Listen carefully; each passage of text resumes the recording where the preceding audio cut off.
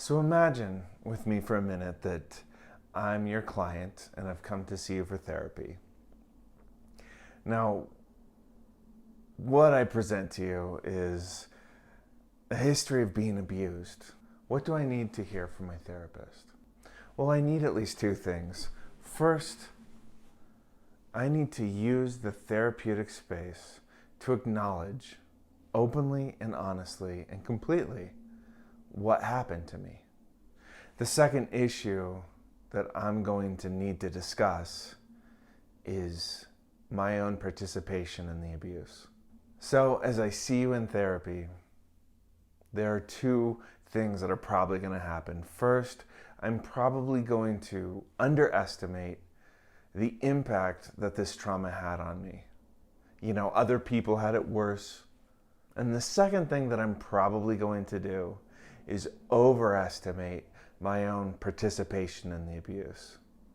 I could have acted differently. Contingency does not take away the free choice of abusers. But contingency does teach us that we cannot avoid evil by merely avoiding would-be abusers. That there's nothing that I can do that will ultimately protect me from the possibility of getting hurt.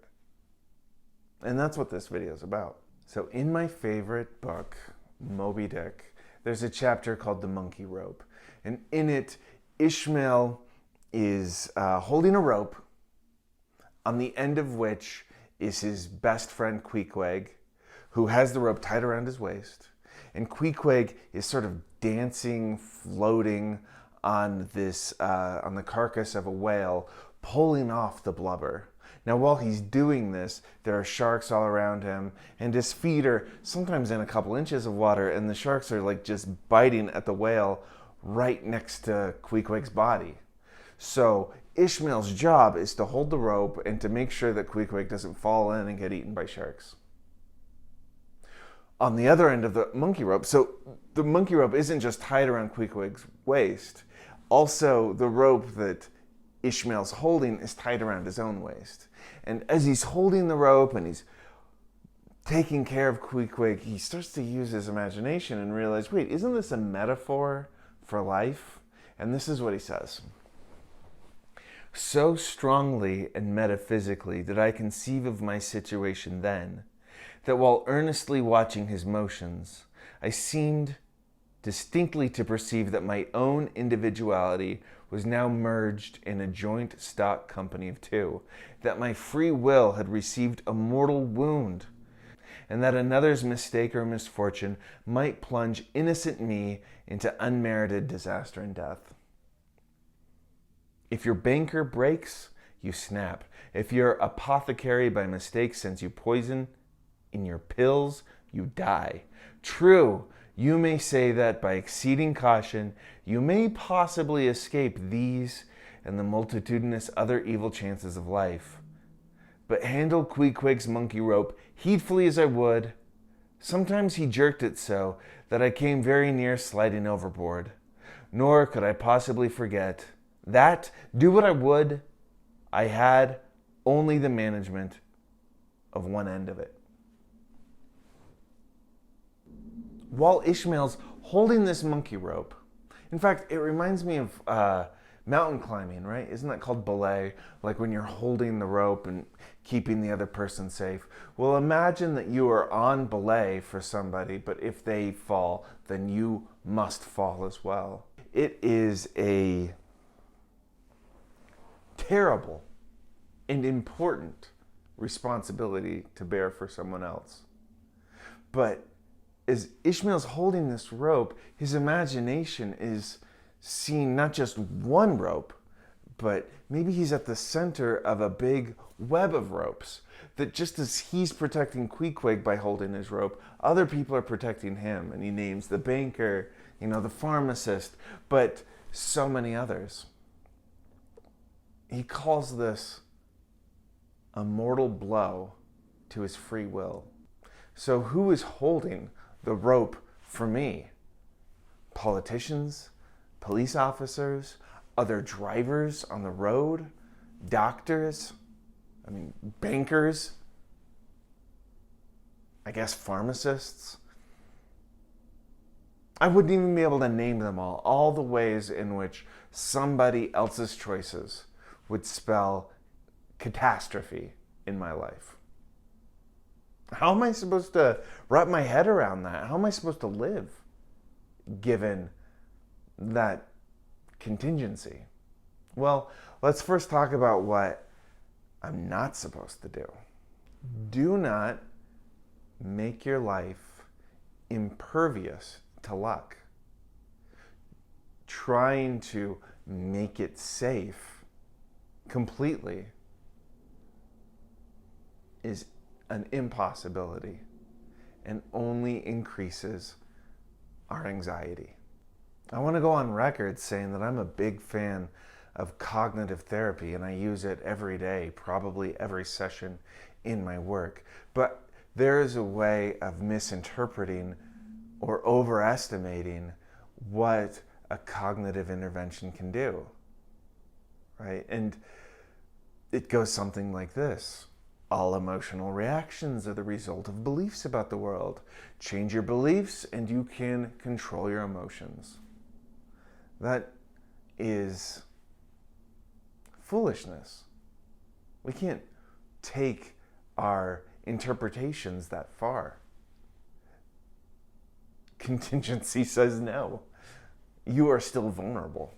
The second foolish strategy that I might engage in order to protect myself from the contingencies of life is to build walls, to not enter into human relationships, to keep everybody at arm's length. And I see the impulse behind that. If I can keep people away from me, then they can never hurt me. I can protect myself from the vicissitudes of the monkey ropes. But you know that doesn't work. I know that doesn't work. We're social animals. We need people in our lives. The third foolish strategy is to adopt a religious belief or a philosophy which denies the existence of contingency. And maybe I should just leave that to you to figure out whether or not your religious beliefs, your philosophies are going along that track. I'll say this.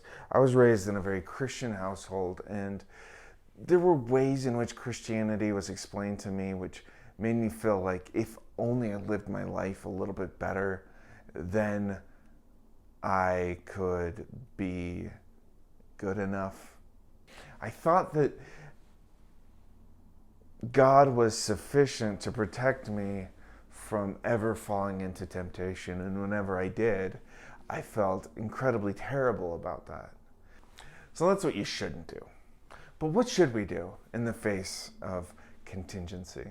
Well, there's a few possibilities that I find particularly meaningful. Especially, the first one is the existential answer. I think it's best described in Kierkegaard's book, The Concept of Anxiety. And the solution to anxiety is best described in the last few pages of that book, where Kierkegaard describes the school of possibility. He talks about it, and this is obviously before the widespread use of general anesthesia, but Kierkegaard talks about the person who goes to the school of possibility is like the person who goes to the surgeon, takes a deep breath and says, I am ready, and just accepts this possibility after that possibility. And possibility chases out from the human spirit all of the false beliefs, the delusions that keep me from actually falling into the abyss of what possibly could happen to me. It's kind of like the school of possibility. I see it kind of like acknowledging the myriad monkey ropes which tie me to other people and might plunge me into ultimate destruction. There's one example in Kierkegaard's book, which I think is instructive. He says, even imagining somebody who had everything and then lost it all in a moment, that's enough. Just knowing that happened to someone can be enough to get me on my way, to go to school in possibility. Second, I think this is grief work. What am I grieving? I'm grieving this mortal wound to my free will. I imagined myself to be in total control, and now I'm coming to understand that I'm not. That sucks. And I'm going to have to mourn that loss. The third option is to go see a therapist. And be aware that you're going to see a therapist who's not trying to fix this, who's not trying to fix you. When we're talking about contingency, this is something to confront, to sit with, to look at, without looking away or trying to find some sort of strategy that I can successfully employ that will protect me from ever falling into any sort of temptation or destruction like that. Not that kind of therapy. The kind of therapy that says yes to pain, yes to life, and even yes to possibility, to contingency.